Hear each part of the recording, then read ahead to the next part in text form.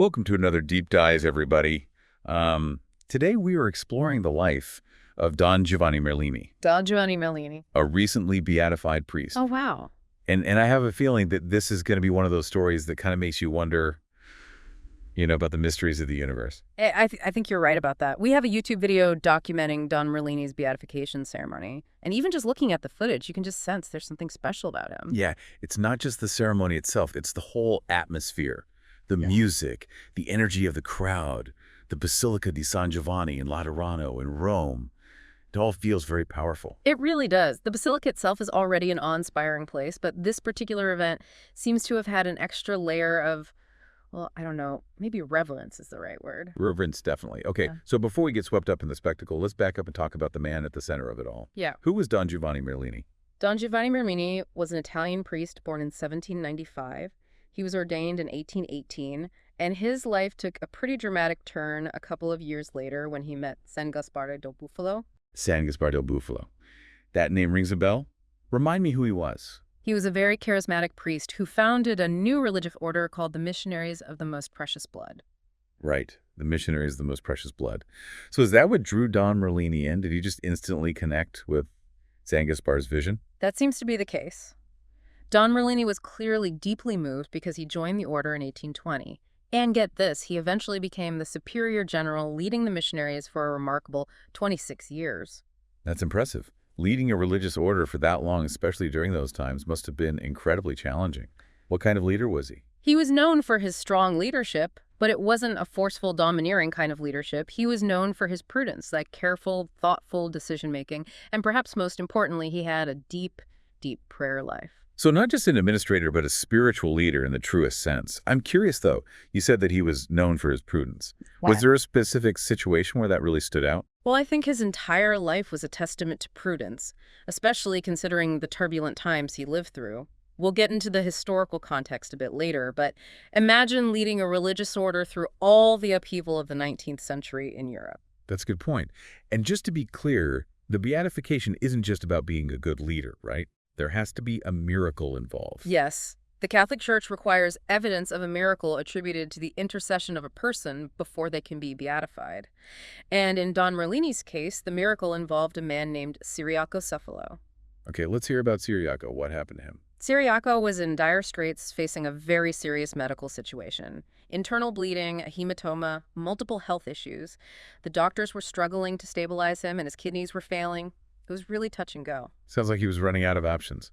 So where does Don Merlini come into this story? Well, Ciriaco's wife, understandably desperate, placed an image of Don Merlini under his pillow. And here's where it gets really interesting. Okay, I'm intrigued.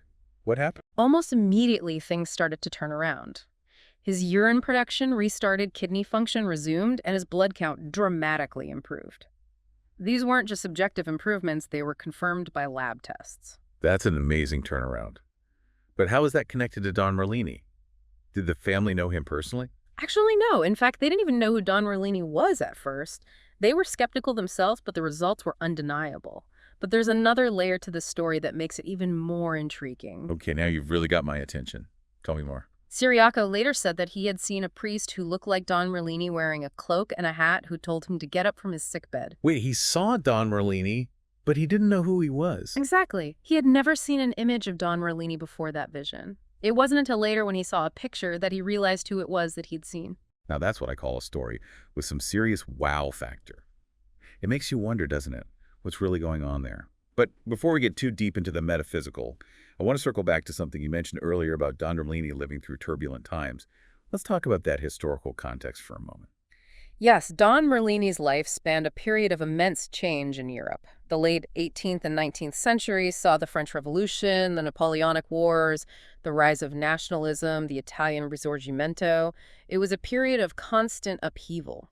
So how did he navigate all that chaos and uncertainty, especially as a leader of a religious order? I mean, those sorts of institutions can be pretty sensitive to political shifts. What's fascinating is that, despite all that turmoil, Don Merlini never seemed to lose his bearings. He was described as having this incredible balance between action and contemplation, much like the biblical figures of Martha and Mary. I'm familiar with the story of Martha and Mary, but I'm not sure I understand how it connects to Don Merlini's leadership. Can you elaborate on that a little? You're right, it's an important point that deserves more attention. In the biblical story, Martha is busy with practical matters, while Mary sits at Jesus' feet listening to his teachings. Both are important, but they represent different ways of serving and connecting. So are you saying Don Merlini was able to seamlessly switch between those two nodes depending on what the situation called for? Precisely. He was a man of action, leading the missionaries, making decisions, guiding others. But he was also a man of deep contemplation, prayer, and inner connection. He understood that to effectively serve others, he needed that inner grounding, that connection to something larger than himself. That's a really interesting insight. It's like he recognized that you can't pour from an empty cup, so to speak. You have to replenish your own spirit in order to truly give to others. And not only to give to others, but also to make wise, prudent decisions. Especially during times of chaos, that inner strength and clarity become even more essential. That's such a powerful message, especially for our listener who might be feeling overwhelmed by the chaos of their own life. It's like Don Merlini is saying, don't forget to take care of your inner self, to find that stillness and connection, because that's where true strength and wisdom come from. I couldn't have put it better myself. It's a reminder that even amidst the busyness of life, those moments of quiet reflection, of connecting with something bigger than ourselves, are not just luxuries, but necessities. This is making me think about those times when I feel pulled in a million directions. Maybe that's a sign to pause, take a breath, and reconnect with what truly matters. But before I get too introspective, I want to hear more about Don Merlini's life. He had some very close friendships with other prominent religious figures, right? He did indeed. His relationships with San Gaspare del Bufalo and Santa Maria de Matias were incredibly significant. Hold on. Who is Santa Maria de Matias? I don't think we've mentioned her yet. Santa Maria de Matias was the founder of the Adorers of the Blood of Christ, a religious order for women that shared a similar charism with the missionaries. Don Merlini became her spiritual director and a close confidant. They supported and encouraged each other in their respective missions. So these weren't just casual acquaintances. These were deep, meaningful friendships that shaped their lives and work. It really makes you think about the power of those kinds of relationships, even for people who are considered saints. It does, doesn't it? We often think of saints as these solitary figures, but they were human beings with the same need for connection and support as everyone else. It's a good reminder that we're not meant to walk this path alone, that even the most extraordinary individuals need companions on their journey. And speaking of journeys, Don Merlini's story takes another intriguing turn with the exhumation of his remains. There's something about a scent of roses, right? Yes, during the exhumation, there was a phenomenon called osmogene. Osmogene. I have to admit, I'm not familiar with that term. What does it mean? Essentially, it refers to the perception of a scent that doesn't have a physical source. In Don Merlini's case, the scientist overseeing the exhumation repeatedly smelled roses and Sicilian jasmine, even though there were no actual flowers present. So you're saying there was a smell of roses, but there were no roses. Yeah. That's pretty wild. And why specifically roses and Sicilian jasmine? Those aren't exactly everyday scents. That's what makes it so fascinating. Roses in many cultures are associated with the divine, with spiritual love. And jasmine, particularly in Sicilian tradition, has ties to purity and celebration. It's as if those scents were deliberately chosen, wouldn't you say? It's all very suggestive, isn't it? It definitely adds another layer of mystery to Don Merlini's story. Okay, we've covered a lot of ground here. We've talked about his leadership, the miracle, the historical context, the scent of roses. Where do we even go from here? Well, I think it's time to step back and look at the bigger picture. What are the overarching themes that emerge from Don Merlini's life? And more importantly, how do those themes connect to our listener, to their own life and experiences? That's a great question. What can we as ordinary people learn from a man who led an extraordinary life and is now considered a saint? Let's take a short break to gather our thoughts, and when we come back, we'll explore the deeper meaning and relevance of Don Merlini's story. All right, we've delved into some fascinating details of Don Giovanni Merlini's life, his leadership, the miracle attributed to him, even that mysterious scent of roses during his exhumation. Now I'm really curious to unpack what it all means. Yes, let's connect these pieces and see what kind of picture emerges. What strikes me is that Don Merlini's life wasn't just extraordinary because of the miracles or his position in the church. It was extraordinary because of the way he lived, the qualities he embodied. That's a good point. It's easy to get caught up in the spectacle. But what's truly inspiring is how he navigated the world. Like we talked about earlier, he had this incredible balance of action and contemplation. I'm wondering, though, how did he actually achieve that balance? It's one thing to say it, but another thing entirely to live it. Absolutely. And it wasn't like he had it all figured out from the start. This was a man who lived through some incredibly challenging times, and I'm sure he had moments of doubt, frustration, maybe even despair. But what's remarkable is that he never seemed to lose sight of the importance of his inner life, of that connection to something larger than himself. So it wasn't just about setting aside time for prayer, but about cultivating a certain mindset, a way of being in the world that allowed him to stay grounded even in the midst of chaos. Exactly. And I think that's something we can all learn from regardless of our religious beliefs. In today's world, with all its distractions and demands, it's so easy to get swept away by the current, to lose touch with our inner compass. Don Merlini's life reminds us that finding that stillness, that inner center, is not a luxury, but a necessity. It makes me think about those people we all know who just seem to radiate a sense of calm, even when everything around them is falling apart. Maybe they figured out how to tap into that inner strength that Don Merlini embodied. That's a great observation. And it's not about becoming emotionless or detached.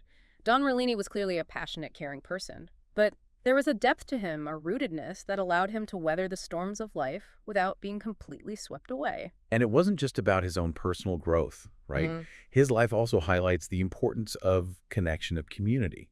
We talked about his friendships with Sangas Bardo Buffalo and Santa Maria de Matias, and those relationships clearly played a significant role in his journey.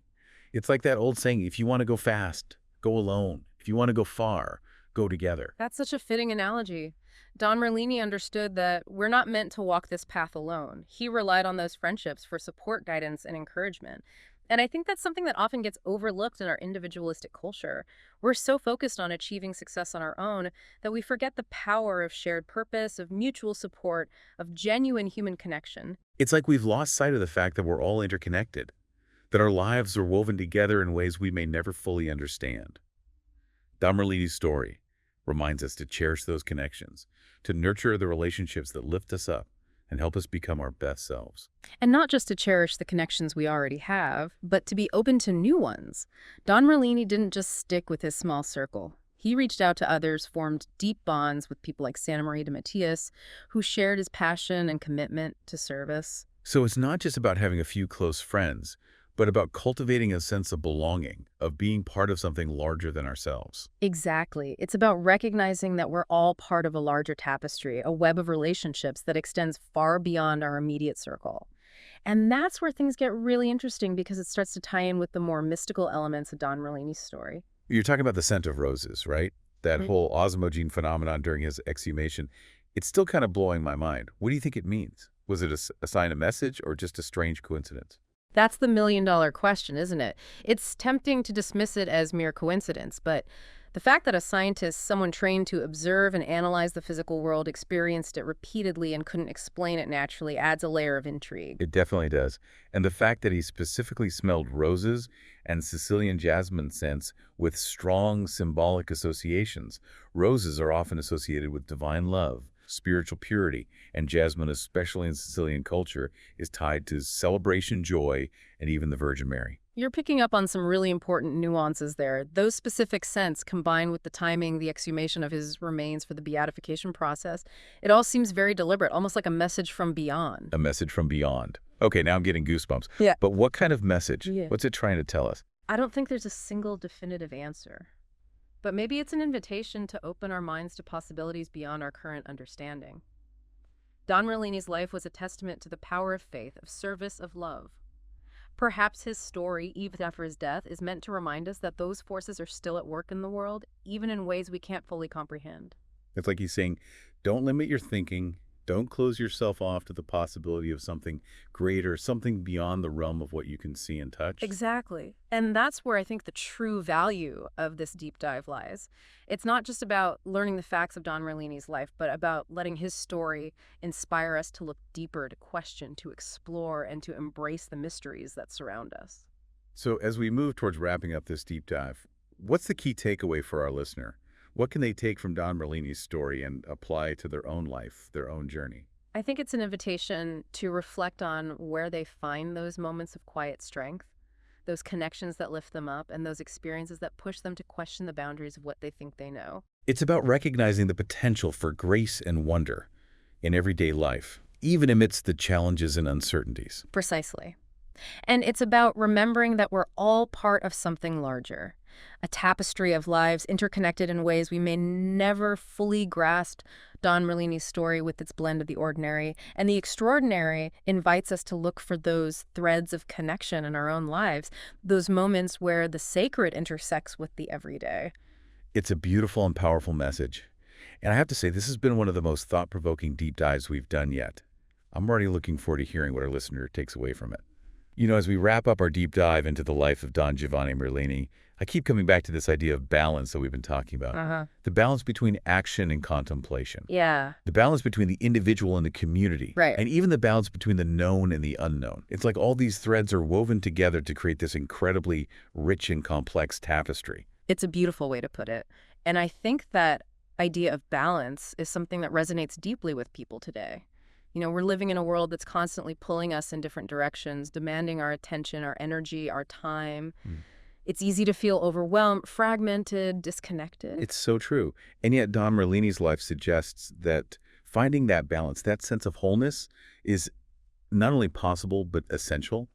It's about recognizing that our inner lives and our outer lives are not separate compartments, but interconnected aspects of a single unified being. And that's where the idea of contemplation comes in. It's not just about setting aside time for prayer or meditation, although those practices can be incredibly valuable. Right. It's about cultivating a way of being in the world that allows us to stay grounded, centered, connected to something larger than ourselves, even amidst the chaos of daily life. I'm also thinking about that quote we mentioned earlier, where there is love, there the saints congregate. Yeah. It suggests that holiness, or maybe even just a good life, isn't about solitary striving, but about recognizing and nurturing those connections that bring us joy, purpose, and meaning. Exactly. And it's not just about having a few close friends. It's about recognizing that we're all part of something larger, a web of relationships that extends far beyond our immediate circle. It's about cultivating a sense of belonging, of community, of shared purpose. And maybe that's where the miracles come in. Maybe those moments of inexplicable healing, those glimpses of something beyond our understanding, are reminders that we're not alone, that there's a force at work in the universe that connects us all. It's a beautiful thought, isn't it? And it's not limited to those grand, awe-inspiring miracles that make headlines. Maybe the real miracles are happening all around us, in the everyday acts of kindness, compassion, and love that weave together the fabric of our lives. I love that. Maybe the fingerprints of saints, as we were saying earlier, are all around us if we just know where to look. Maybe we find them in the smile of a stranger, the helping hand of a neighbor, the unconditional love of a family member. Those are the moments that remind us of our shared humanity, of the interconnectedness of all things. And maybe those moments are invitations to cultivate those qualities within ourselves, to become more loving, more compassionate, more present in the lives of those around us. So as we leave our listener with a final thought to ponder, I want to offer this challenge. Where do you see those fingerprints in your own life? Where do you find those moments of grace, of connection, of something greater than yourself? And how can you nurture those moments, those qualities, so that you too can become a source of light and love in the world? It's a beautiful challenge and one that's worth revisiting again and again. Because ultimately, Don Giovanni Merlini's story reminds us that the path to sainthood or to a good and meaningful life is not about extraordinary feats or grand gestures, but about those simple, everyday acts of love and service that connect us to each other and to something larger than ourselves. Well, this has been a truly inspiring deep dive, and I hope our listeners will join us next time as we continue to explore the lives of fascinating figures who challenge us to think differently and live more meaningfully.